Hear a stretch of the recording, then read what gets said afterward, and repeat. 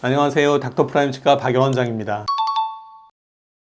턱이 긴 분들을 주걱턱이라고 하죠. 저는 그 얘기를 별로 좋아하진 않는데, 우리 교정하는 사람들은 턱뼈에 따라서 얼굴 옆모습을 세 가지로 나누거든요. 하나는 위하고 아래 턱뼈 위치가 정상인 분들, 보통 사람들 제일 많죠. 그런 분들을 1급이라고 하고요. 그 다음에 상대적으로 위보다 아래가 들어간 분들, 아래 하관이 좀 없어 보이는 분들, 이분들을 2급이라고 해요. 그 다음에 아래 턱이 좀 나와 있는 분들, 상대적으로 위가 꺼지거나 아래가 나오거나, 또는 위는 정상인데 아래가 나오거나, 어쨌건 상대적으로 아래가 나와서 하관이 좀 강해 보이는 분들을 3급이라고 합니다. 이거 지금 왜 이 얘기를 하냐면, 치아 교정이라는 게 치아만 하는 게 아니고 치아 배열하고 얼굴 옆모습하고 완전히 연동이 돼 있거든요. 연동이 돼 있다 보니까 그걸 다루는 분야니까, 그래서 이 3급으로 나누는 게 교정에서 아주 큰 대전제 중에 하나예요. 그 중에 3급이 턱이 좀 나온 경우고, 이 중에 그 정도가 좀 심하다, 그렇게 눈에 좀 두드러진다 그랬을 때 우리가 주걱턱이라고 얘기하는 거죠. 주걱 있잖아요. 그런 모양으로 생겼다, 이제 옛날에부터 하는 얘기인데 저는 안 좋아해요, 그 말 자체를. 주걱턱은 아래턱이 많이 자라서 그래요. 애기들 얼굴 보면은요, 어렸을 때 얼굴이 다 조그맣고 동글동글 하잖아요. 근데 크면서, 우리 어렸을 때 친구를 6년 만에 만나거나 초등학교 친구를 중학교, 고등학교 와서 만나면 얼굴이 짧아져 있는 아이들은 별로 없어요. 대부분 길어져 있어요. 턱이 이렇게 자라면서 내려오거든요. 위턱, 아래턱이 자라면서 내려오는데 비율이 있어요. 위턱이 앞으로 자랄 때 이런 시속 50km를 자란다. 그럼 아래턱도 50km를 자라면 좋은데, 만약에 아래가 70km를 자란다. 나중에 성장하고 난 다음에는 아래턱이 많이 나오게 되는 거죠. 그러면 모양이 이제 주걱턱 모양으로 가게 되는 거죠. 반대는 이제 무턱이라고 하는 거죠. 예전 영상에서 교정으로 주걱턱 해결할 수 있다. 내가요?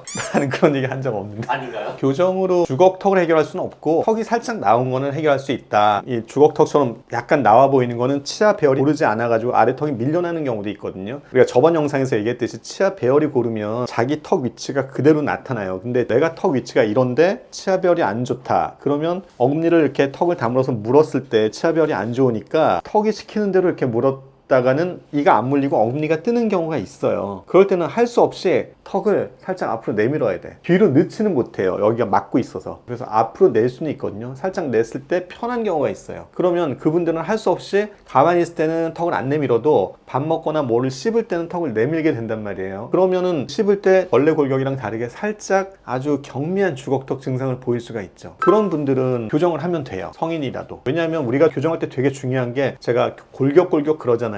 치아뼈가 정상적인 범주 안에 있으면 치아가 아무리 이상하게 생겨도 예쁘게 될 수 있는 경우가 대부분이에요. 근데 턱뼈가 많이 나가 있거나 너무 들어가 있거나 한쪽으로 비대칭이 있거나 그러면 기본 베이스가 틀어져 있기 때문에 교정이 쉽지 않은 경우가 있죠. 그런 의미에서 내가 얘기를 했는지는 모르겠어요. 나도 잘 모르겠는데 주걱턱을 교정으로 할 수 있다, 그렇게 얘기를 한 적은 없는 걸로 나는 기억을 합니다. 치아 배열로 인한 경미한 주걱턱이겠죠.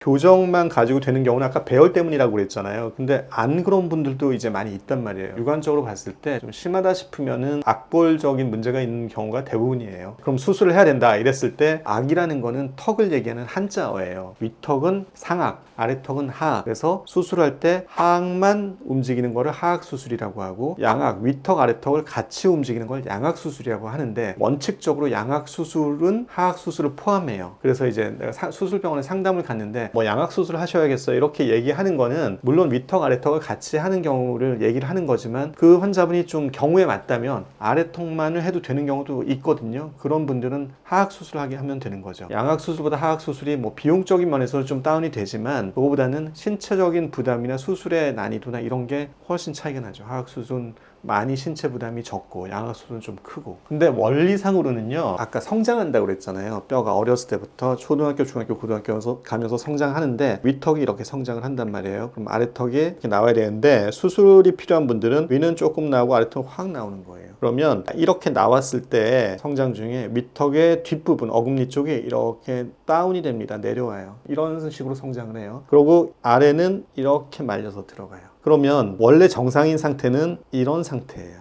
대부분의 수술이 필요한 분들은 이런 상태란 말이죠. 포인트는 위턱의 어금니가 아래로 내려와 있다는 얘기예요. 그럼 여기서 하악만 하잖아요. 이게 방향이 이렇게 돼서 정상이 안 돼요. 우리가 정상은 이거라 그랬죠. 그런데 위가 이미 내려온 상태에서 아래만 수술하니까 아래턱 주걱턱은 좀 개선은 됩니다. 되는데 모양이 조금 아쉬운 부분이 있어요. 그 원인은 위턱의 어금니 부분, 여기가 위로 안 올라가서 그래요. 그래서 이거를 위턱을 이렇게 올려주는 게 가장 이상적인 치료예요. 이렇게 해야지 아래턱이 이렇게 들어가지가 않고 이렇게 돌아 들어가요. 이렇게 돌아 들어가야지 이게 정상적인 예쁜 모양이에요. 그래서 위턱을 건드려 줘야 되고, 그래서 양악이 기본이에요. 그런데 양악이 신체적으로 부담되고 무섭고 하니까 하악만 해도 안 될까요? 내가 턱이 많이 나온 것 같진 않은데 하악만 해도 안 될까? 이 얘기가 나오는 거고, 말은 맞는 말이지만 했을 때 만약에 그분이 위턱도 조금 올려줬으면 모양은 더 예쁘게 나온다는 얘기죠. 그래서 보통 보면은 수술이 필요한 분이 10명이 오셨으면은 7, 8분, 8, 9분은 양악을 해야 되는 경우가 많고요. 나머지 한 분은 진짜로 그분은 아래만 해도 되는 경우가 있긴 해요. 수술하는 의사가 판단할 문제죠.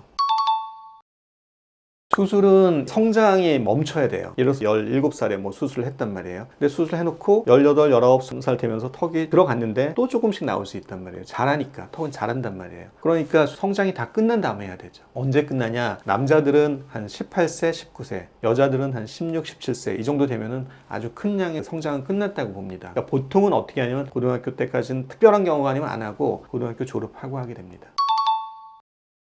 교정을 해야 되는 경우가 대부분이죠. 왜 그러냐면 아래턱이 이렇게 나오면은요, 치아가 물려야 될 거 아니에요. 어쨌건 씹기 위해서, 기능하기 위해서 치아들은 제 위치를 찾아서 가는데 턱이 많이 나와서 우리가 수술을 할 거다. 그러면 턱을 옮길 거잖아요. 턱을 옮기게 되면 그때는 이게 맞지가 않아요. 다 떠요. 다 뜹니다. 그러면 옮겨 수술했을 때 딱 맞도록 미리 교정을 해놔야 돼요. 위 따로 아래 따로. 교정하러 오시는 분들은 보통 일상적인 양악 환자를 말고 그냥 환자분들은 이 골격이 고정이 돼 있잖아요. 여기서 치아 틀어진 걸 그냥 고치면 돼요. 근데 수술하는 환자들은 고정된 뼈가 아니잖아요. 나중에 턱을 옮길 거란 말이에요. 미리 그거 생각해서 치아 배열을 해야 된단 말이에요. 어렵겠죠. 만약에 교정 안 한다고 한다면 턱을 옮기고 난 다음에 안 맞죠. 그럼 먹을 수가 없어요. 어금니가 다 뜨죠. 어떤 사람은 많이 뜨고 어떤 사람은 조금 뜨고 기능을 할 수가 없죠. 턱은 들어갈지 몰라요. 얼굴이 좋아졌어요. 좋아졌는데 어금니 하나도 안 물려. 못 먹죠. 할 수가 없어요. 그래서 교정을 해야 되는 거고, 전에 교정을 하게 되면 옮기게 되면 딱 맞죠. 그래서 해야 되는 거죠. 또 한 가지는 그렇게 불편해도 내가 감수하고 살겠어 이럴 수도 있잖아요. 교정 안 하고 수술을 했어요. 근데 모양 좋아졌는데 그게 어금니 교합이 안 맞으면 그 턱은 다시 나와요. 뼈를 맞춰놨다고 고정 불변이 아니고 근육이란 게 있기 때문에 여기서 잡지 않으면 또 나옵니다. 턱을 옮겼을 때 이게 제대로 맞지 않으면 이 뼈 위치는 내 뼈 위치가 아니고 교정을 해가지고 딱 맞춰놨을 때가 비로소 내 위치가 된다, 이렇게 얘기를 하는 거죠. 턱이 이렇게 나와 있으면 불편한 것들이 있어요. 일단 소화가 잘 안 돼요. 이런 분들 보시면 이분은 수술을 하신 분인데 수술 전의 모습이에요. 턱뼈가 많이 길게 나와 있죠. 비대칭도 있는데 어금니가 턱이 나와 있으니까 잘 안 물려요. 그러면 기능이 잘 안 되죠. 잘 씹어 먹지 못하고, 이분 여자분인데 소화도 잘 못 시켜요. 20대인데도 불구하고 그러면 30대, 40대 되면 더 문제가 생기고 소화도 안 되고 문제가 많겠죠. 턱 관절도 이렇게 나와 있으니까 아프고 발음도 많이 세요. 이런 것들이 있으면은 이분의 교정 수술 필요성이 굉장히 높죠. 그렇지 않고 씹어 먹는 기능도 괜찮고 소화도 괜찮고 발음도 괜찮고 턱 관절도 괜찮다, 그러면은 경미한 정도죠. 그러면 굳이 하실 필요는 없어요. 그때는 진짜 자기 심미적인 니즈죠. 내가 심미적으로 좀 필요하다, 그러면 할지 모르겠지만 기능적으로는 꼭 해야 되지는 않는다. 수술하시는 분들 보면은 이런 얘기를 하거든요. 수술하기 전에 턱도 좀 불편했고 씹어먹는 것도 불편했고 그 다음에 소화도 잘 안 되고 그랬는데 하고 난 다음에 너무 좋아졌다. 교정하고 수술하고 다 끝낸 다음에 잘 맞춰놓으니까 옛날에 내가 어떻게 이렇게 지냈을까, 그때는 남들도 이러는 줄 알았다, 그런 얘기 되게 많이 해요. 오히려 끝나고 난 다음에 그 옛날에 내가 지냈던 게 좀 측은해한다, 그런 식으로 얘기들을 하더라고요. 지금 그런 증상이 있는 분들은 수술 교정하는 쪽을 잘 생각해 보시고, 단 어려운 치료예요. 그렇기 때문에 굉장히 경험이 많고 잘 하는 선생님한테 하셔야 되고, 그걸 잘 골라서 하신다는 전제 하에서 적극적으로 생각을 하시고, 너무 경미한 경우, 기능적인 문제가 전혀 없는데 심미적으로도 그다지 문제 안 되는데 좀 예뻐지기 위해서 한다, 이런 거는 아주 적극 권하진 않아요.